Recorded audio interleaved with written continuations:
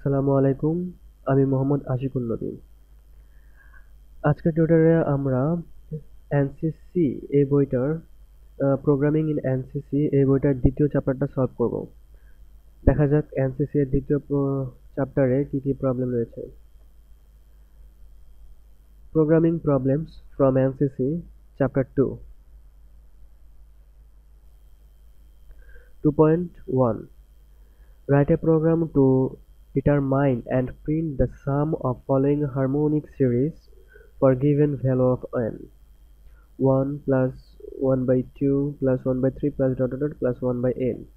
The value of n should be given interactively through the terminal. এই যে প্রোগ্রামটা আছে এই প্রোগ্রামটা আমরা এখন যারা বিগিনার তারা পারবো না। কেন পারবো না? কজ এই প্রোগ্রামটাতে লুপের কাজ আছে, যে লুপের কাজগুলো আমরা পরবর্তীতে শিখবো। সো আমরা এই প্রোগ্রামটাকে এখন স্কিপ করে যাব। পরবর্তীতে আমরা যখন লুপ শিখবো, লুপ শেখা শেষ হয়ে যাবে, তখন আমরা এই প্রোগ্রামটি সলভ করে দেখাবো। আমরা এখন 2.2 তে যাই। Write a program to read the price of an item in decimal form like 15.95 and print it in paisa like 1595। অর্থাৎ এমন একটা প্রোগ্রাম লিখতে বলছে যে প্রোগ্রামটা ডেসিমাল নাম্বার অর্থাৎ কোনো দশমিক সংখ্যাকে ইনপুট করলে সেটাকে সে গ্রহণ করবে, কিন্তু সে প্রিন্ট করবে দশমিক বাদ দিয়ে সবগুলা। অর্থাৎ একটা পূর্ণ সংখ্যা প্রিন্ট করবে যেখানে দশমিক থাকবে না। সেম সংখ্যা এটা, জাস্ট এখানে দশমিক আছে আর এই জায়গাতে কোনো দশমিক নাই। প্রোগ্রামটা রান করি, তাহলে চালাই করে দেখি আমরা কি হয়। আমি প্রোগ্রামটা প্রথমেই করে রাখছি, এখন প্রোগ্রামটা দেখাই যে কিভাবে কি করছে। আমি জাস্ট বর্ণনা করে দিতেছি আর আপনাদেরকে বুঝাই দিতেছি। ফার্স্টে আমরা ইনক্লুড stdio.h এটা লিখবো, দেন ভয়েড মেইন অথবা ইন্ট মেইন, যার যেটা মনে চায় সেটাই করা যাবে। শুধুমাত্র ইন্ট মেইন লিখলে লাস্টে একটা রিটার্ন 0 দিতে হবে। দেন আমি একটা ফ্লোট টাইপের ভেরিয়েবল দিলাম, ডিক্লেয়ার করলাম a, তারপরে একটা ইন্ট টাইপের ভেরিয়েবল ডিক্লেয়ার করলাম b। ফ্লোট টাইপের ভেরিয়েবল a ডিক্লেয়ার করার কারণ হচ্ছে ফ্লোট টাইপের নাম্বারটা সে গ্রহণ করবে, ইনপুট ইউজার যখন ইনপুট করবে সেটা সে নিতে পারবে। দেন সে প্রিন্ট করবে, যেহেতু ইন্টিজার টাইপের ভেরিয়েবল, দ্যাটস ওয়াই সে এখানে আমি একটা ইন্টিজার টাইপের ভেরিয়েবল b নিছি। ফার্স্টে আমি লিখছি ইনপুট দ্য প্রাইস, অর্থাৎ প্রাইসটা এখানে তো আমাদের প্রাইস সম্পর্কে লিখছে না, এই পয়সা আইটেম, একটা আইটেমের প্রাইসই তো। দ্যাটস ওয়াই ফার্স্টে আমি তার কাছ থেকে ইউজারের জন্য একটা প্রিন্টএফ দিয়ে একটা লাইন লিখছি যাতে ইউজার সেটা বুঝতে পারে, সেটা হচ্ছে ইনপুট দ্য প্রাইস।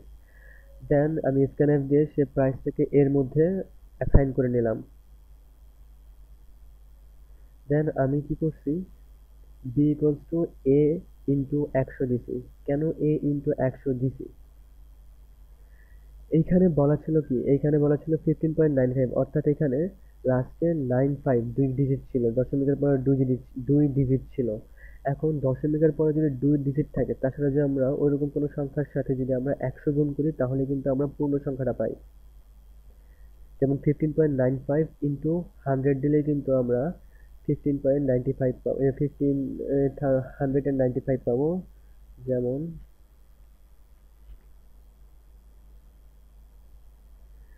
15.95 ছিল আমাদের কোশ্চেনে, আমরা ইনপুট করছি। এটার সাথে যদি আমি 100 গুণ করি তাহলে আমরা পুরো ইন্টিজার নাম্বারটা পাইতেছি। দ্যাটস ওয়াই আমি এই জায়গাতে 100 গুণ করছি। 100 গুণ করলে আমাকে সে এইখানে একটা ইন্টিজার টাইপের ভেরিয়েবল দেখাবে। ওকে, আর আমরা এই প্রোগ্রামটা রান করে দেখি।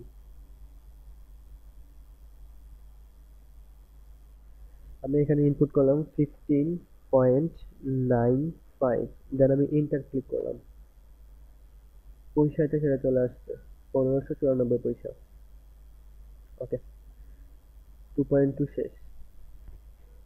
Now 2.3 Write a program that prints the even number from 1 to 100। অর্থাৎ এমন একটা প্রোগ্রাম লিখতে বলছে যেইটা কিনা 1 থেকে 100 পর্যন্ত ইভেন নাম্বারগুলোকে গণনা করবে। এই প্রোগ্রামটাও লুপের প্রোগ্রাম, কজ 1 থেকে 100 পর্যন্ত নাম্বারগুলা এমনিতেই আসবে না, লুপ ইউজ করতে হবে। হ্যাঁ, এমনিতেই আসতো যদি আমি নিজে ইভেন মানে হচ্ছে জোড় সংখ্যা। আমি যদি দেই 2, প্রিন্ট 2, 4, 6 এভাবে যদি লিখে দিই তাহলে এটা ইজিলি চলে আসবে। বাট এভাবে করলে এটা প্রোগ্রাম হবে, প্রিন্ট করবে, বাট এটা নিয়ম না।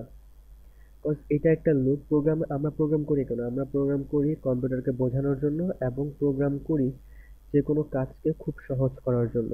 যদি আমরা কাজটাকে কঠিন করে ফেলি তাহলে তার প্রোগ্রাম করে লাভ নাই। দ্যাটস ওয়াই এই প্রোগ্রামটা আমি যখন লুপ শেখাবো তখন তোমাদেরকে দেখাবো। যদি চাও তো তোমরা একটু চেহারা দেখে নিতে পারো যে এটা লুপের কেন বলছি। এইখানে কন্ডিশন ইউজ করছি, লুপ ইউজ করছি, যার কারণে প্রোগ্রামটা ছোট হইতো। যদি আমরা নর্মালি 2, 4, 6 প্রিন্ট করে দেখাইতে বলতাম তাহলে প্রোগ্রামটা আরো বড় হইতো।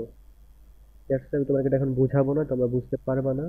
লুপের কাজ যখন শিখবো তখন আমি এটাকে তোমাদেরকে বুঝাই দেবো। 2.4, write a program that requests to float type numbers from the user and then divides the first number by the second and display the result along with the numbers.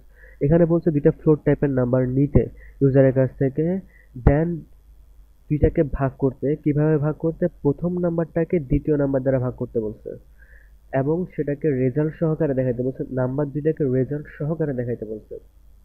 প্রথমে দেখা যাক। যেহেতু দুইটা ফ্লোট টাইপের নাম্বার নিতে বলছে এবং আমি ভাগ করব, ভাগশেষ তো অবশ্যই, ভাগফল তো অবশ্যই দশমিক সংখ্যায় আসতেই পারে, কারণ দুইটা সংখ্যাকে আমরা ভাগ করছি তা ফ্লোট টাইপের ভাগ করতেছে, অবশ্যই আসবে এটা। দ্যাটস আমি ফ্লোট টাইপের তিনটা ভেরিয়েবল দিয়েছি এ বি সি। যেটা আমি চাইছি ইউজারের কাছ থেকে গিভ দ্য ফার্স্ট নাম্বার, যেটাকে আমি এ তে অ্যাসাইন করে নিছি, গিভ দ্য সেকেন্ড নাম্বার, যেটাকে আমি বি তে অ্যাসাইন করে নিছি। দেন ইজিলি আমি C equals to A by B, প্রথম সংখ্যাটাকে দ্বিতীয় সংখ্যাটা দ্বারা ভাগ করছি, এবং division of the two number percent F, যেটা কিনা এ এর মানটাকে প্রকাশ করবে, দ্বিতীয় পার্সেন্ট এফ যেটা প্রকাশ করবে বি এর মানটাকে, এবং তৃতীয় পার্সেন্ট এফ যেটা সি অর্থাৎ রেজাল্টটাকে শো করবে। আমি দিলাম, এখন রান করলাম। ফার্স্টে দিলাম 4.5, দেন সেকেন্ড নাম্বার দিলাম 78.5। রেজাল্ট হচ্ছে division of the two number 4.5, then 78.5 is এত, 0.057325। প্রোগ্রামটা হয়ে গেছে কমপ্লিট। নেক্সট আমরা 2.5-এ যাই। 2.5-এ বলছে the price of 1 KG of rice is RS। যেহেতু এটা ইন্ডিয়াতেই প্রিন্ট করা আছে, দ্যাটস এখানে RS দিছে। এটাতে কোনো প্রবলেম নেই, আমরা RS, টাকা, ডলার যে কোনোটা দিয়ে ইউজ করতে পারি। জাস্ট আমার প্রোগ্রামটা করাটাই হচ্ছে মেইন উদ্দেশ্য। দেন 1 কেজি সুগারের দাম দিছে, আমাকে বলছে এইভাবে প্রিন্ট করতে, জিনিসটাকে ডিসপ্লে করতে বলছে এইভাবে। তো প্রোগ্রামটা করি। ফার্স্টে আমি নিলাম কি ফ্লোট দিয়ে, দুইটা ফ্লোট টাইপের নাম্বার, ফ্লোট টাইপের ভেরিয়েবল দিয়ে দুইটা ভেরিয়েবল নিলাম, যেটা একটা রাইস একটা সুগার। দেন আমি বলছি 1 কেজি রাইসের দাম ইনপুট করতে, দেন 1 কেজি সুগারের দাম ইনপুট করতে, যেগুলো প্রত্যেকটাই রাইসে অ্যাসাইন হয়েছে, দেন সুগারে অ্যাসাইন হয়েছে। না আমি প্রিন্ট করতে বলছি ব্যাকস্ল্যাশ এন মানে নতুন লাইন, নতুন লাইন, দুইটা নতুন লাইন নেওয়ার পর আমি স্ট্যাটিস্টিক সাইন দিয়েছি 3টা, দেন আমি দিয়েছি লিস্ট অফ আইটেম, দেন আমি একটা ব্যাকস্ল্যাশ এন দিয়ে নিউ আইটেম প্রাইস দিলাম, স্পেস দিয়ে একটা নির্দিষ্ট পরিমাণ স্পেস দিয়ে প্রাইস দিলাম। দেন আমি রাইস লিখে দিলাম, সুগার লিখে দিলাম, আর এই জায়গাতে আমি পার্সেন্ট এফ দিয়ে দিচ্ছি, কজ রাইস ইউজারের ইচ্ছা মতো দাম হতে পারে, রাইসের দাম পরিবর্তনশীল, সুগারের দামও পরিবর্তনশীল। দ্যাটস ওয়াই আমি এখানে পার্সেন্ট এফ দিচ্ছি। সো ইউজার যেই নাম্বারটা ইনপুট করবে সেই নাম্বারগুলো এখানে প্রিন্ট করবে। বলছি রিন্টার the price of 1 KG of rice. এখানে স্পেসটা খুব বেশি হয়ে গেছে, স্পেসটা আমি এখন কমাই দিব।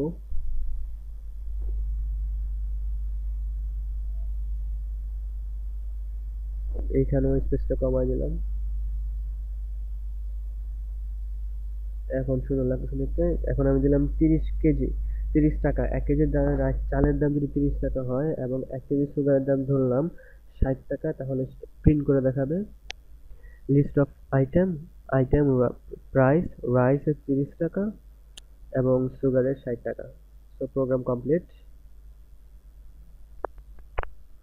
নেক্সট 2.6 2.6 এই প্রোগ্রামটাও আমরা লুপের মাধ্যমে করতে হবে আমাদের। দ্যাটস এই প্রোগ্রামটা আমরা স্কিপ করে যাব। 2.7 write a program to do the following, মানে একটা প্রোগ্রাম লিখতে বলছে যেগুলো এই নিম্নের কাজগুলো করবে। A. Declare x and y as integer variable and z as a short integer variable.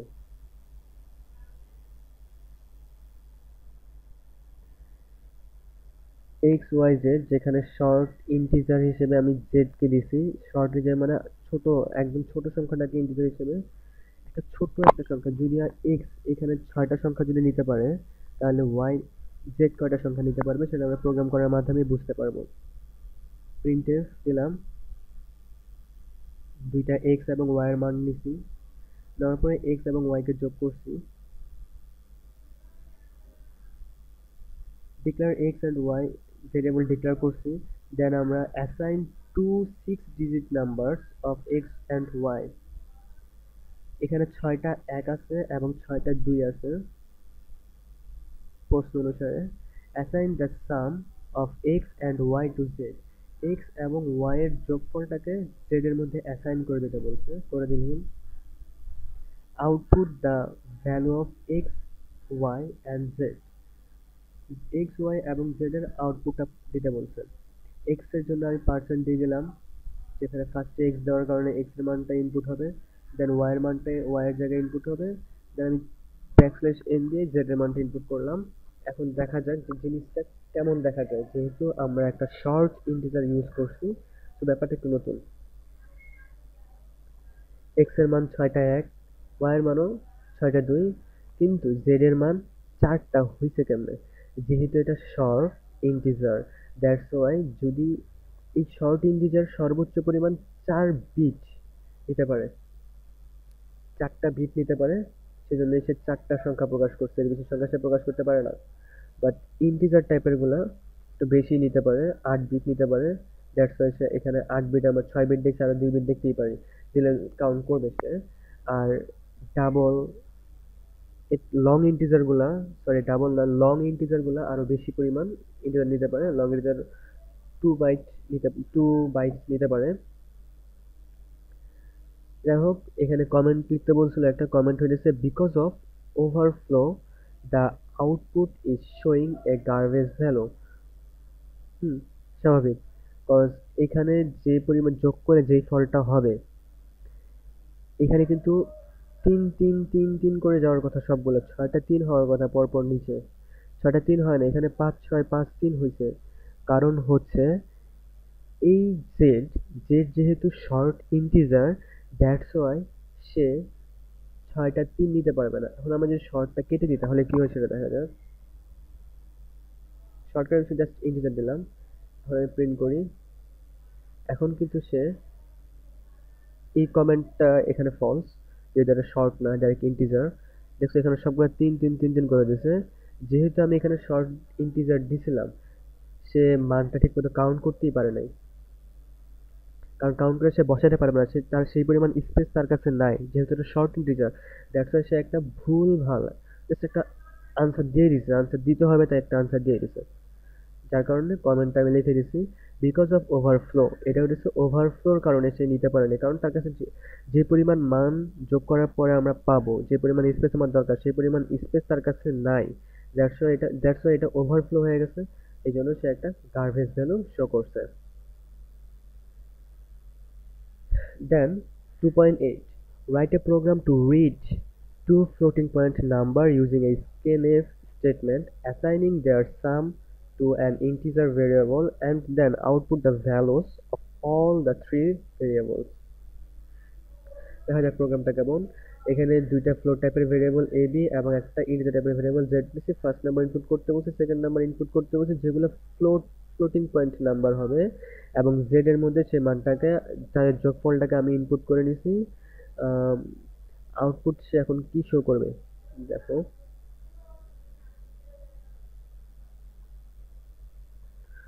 ধরলাম 23 যোগ 63, ফার্স্ট নাম্বারটা 23, যেহেতু floating point number, that's why দশমিকের পরে সে মান 0 দিছে। এখানেও একই রকম, এবং সে সামটা কি করলো, যোগ করে দেখাই দিছে।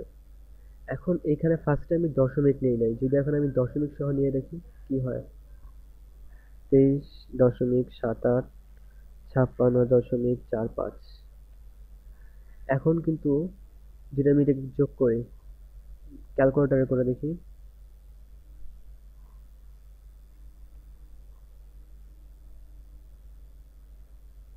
23.78 যোগ 56.45, 80.23 হওয়ার কথা। এখন 23 আসে নাই কেন?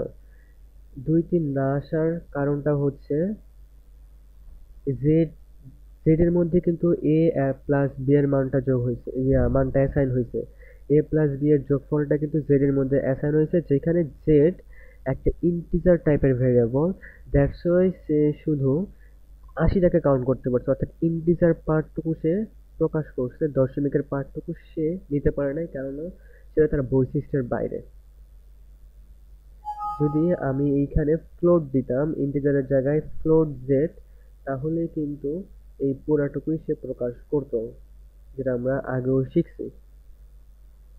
তো প্রোগ্রামটা এভাবেই লিখতে হবে, এবং সে 80 প্রিন্ট করবে অলওয়েজ, কারণ আমার প্রোগ্রামে আমি লিখে দিছি জাস্ট সে ইন্টিজার টাইপের সংখ্যাটাকেই প্রকাশ করবে। দেন 2.9, write a program to illustrate the use of type defined declaration in a program. Type defined দিয়ে কি করতে বলছে? আমাকে বলছে টাইপ ডিফাইন্ডের কাজটা কি। টাইপ ডিফ এই লেখাটা দ্বারা আমি integer, float, double, long, character ইত্যাদি যেসব টাইপ আছে সেগুলার টাইপগুলোকে অন্য একটা নামে প্রকাশ করতে পারি। যেমন এইখানে টাইপ ডিফ দিয়ে আমি ইন্ট দিছি, দেন স্টুডেন্ট দিছি। এখন এই স্টুডেন্ট এই লেখাটা কিন্তু ইন্টের কাজটা করবে, অর্থাৎ ইন্ট ইন্টিজারের কাজ করে। এখন থেকে স্টুডেন্ট ইন্টিজারের কাজটা করবে, যেহেতু আমি এইখানে আগেই বলে দিছি টাইপ ডিফ। অর্থাৎ টাইপ ডিফাইনটা কাজ হচ্ছে ইন্টিজার টাইপের ভেরিয়েবল গুলাকে, অর্থাৎ ইন্টিজার, ফ্লোট, ডাবল ইত্যাদির কাজগুলাকে অন্য একটা টাইপে প্রকাশ করা, অন্য একটা নাম দিয়ে প্রকাশ করা। এখন আমি এই জায়গায় স্টুডেন্ট দিছিল, স্টুডেন্ট এ বি, এই স্টুডেন্টটা ইন্টিজারের কাজ করতেছে, অর্থাৎ ইন্টের কাজ করতেছে। আমি যদি এখানে ফ্লোট দিতাম তাহলে এই স্টুডেন্টটা ফ্লোটের কাজ করতো, যদি এখানে ক্যারেক্টার দিতাম তাহলে এই ইন্টিজারটা, এই স্টুডেন্টটা ফ্লোটের কাজ করতো। অর্থাৎ টাইপ ডিফাইন দিয়ে আমরা কোনো একটা কিওয়ার্ডস এর নাম পরিবর্তন করে অন্য নামে প্রকাশ করতে পারি। টাইপ ডিফাইন্ড লেখার নিয়ম, টাইপ ডিফ স্পেস ইন্ট, মানে যে টাইপটা আমি দিব সেই টাইপটা, দেন যে নামটাকে বা যে অক্ষরটাকে সেই টাইপে প্রকাশ করতে চাই সেই অক্ষরটা, মাঝখানে স্পেস দিতে হবে। দেন আমি নর্মালি ইন্টিজারের পরিবর্তে স্টুডেন্ট বা এই নামটা প্রকাশ করছি, এখানে এবিসি গুলো এখানে এবিসি দিতে পারতাম, তখন কিন্তু এখানে এ দেওয়া যেত না। যেটাই হোক, এরপরে এখন স্টুডেন্টের হয়েছে ইন্টিজারের কাজ করবে, দেন আমি স্টুডেন্টের আইডি নিলাম, দেন প্রকাশ করলাম, দ্যাটস ইট। এখন এখানে কি বলছে, আইডি অফ স্টুডেন্ট ধরলাম 5 6 7, আরেকটা স্টুডেন্ট ফিমেল স্টুডেন্ট নিলাম 3 4 5, যাই হোক 2 3 5 4 5। এখন সে এখানে প্রকাশ করে দিচ্ছে আউটপুটে। মানে আমরা যে নিজেদের ইচ্ছা মতো একটা টাইপ প্রকাশ করতে পারি, মানে কিওয়ার্ডস এর নাম চেঞ্জ করতে পারি, তার একটা উদাহরণ এটা।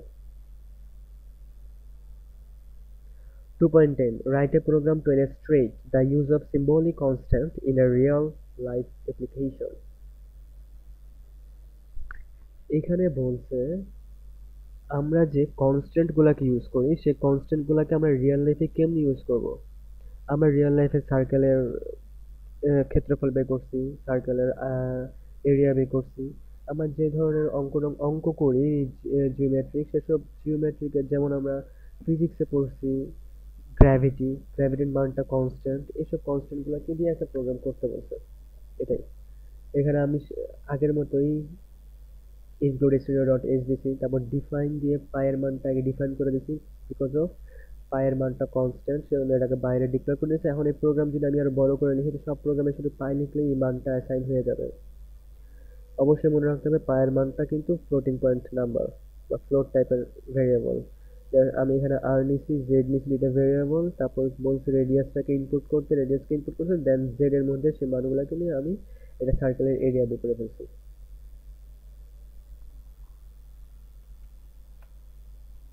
এটা হচ্ছে আউটপুট। তো আমরা এনসিসি বইটার সেকেন্ড চ্যাপ্টারও সলভ করে ফেলছি। Best of luck. এই তিনটা প্রোগ্রাম আমি পরবর্তীতে যখন লুপ শেখাবো তখন কমপ্লিট কমপ্লিট করে দিব। এই তিনটা প্রোগ্রাম নিয়ে আগে মাথা ঘামাইলে তেমন বেশি পারা যাবে না, টাফ হয়ে যাবে, কেননা এখানে অনেক কিছু বোঝার আছে, লুপের অনেক বিষয় আছে যেগুলো না জানলে, জাস্ট প্রোগ্রাম করলে মুখস্থ করলে প্রোগ্রাম তো করা হইলো না। যার সাথে বলে শিখালাম না, প্রোগ্রাম কিন্তু করা আছে। প্রোগ্রাম লুপ ছাড়া করা যাবে না, বা লুপ ছাড়াও করা যাবে, এক একটা লুপ দিয়ে ইউজ করা যাবে, এই জায়গাটায় লুপ ছাড়া করা যাবে। বাট করলে প্রোগ্রামটা প্রোগ্রামের মতো হইলো না, Just নিজের হাতে মন গড়া একটা লেখা হয়ে গেল। যার ফলে প্রোগ্রামটা আমি করলাম না, প্রোগ্রামগুলো পরে করব। যেসব প্রোগ্রাম দেখাই দিছে, আগে চ্যাপ্টার 1 দেখাইছিলাম, এখন চ্যাপ্টার 2 দেখাইছি, এসব প্রোগ্রাম মনোযোগ দিয়ে করবা। কজ এগুলো হচ্ছে বেসিক চ্যাপ্টার, এগুলো যদি কমপ্লিট করতে না পারো দেন ফিউচারে গিয়ে ভালো কিছু করা যাবে না। এই লুপ শিখতে গেলে ঝামেলা হবে। যার এই প্রোগ্রামগুলো ভালো করে করো। So goodbye, take care, আল্লাহ হাফিজ।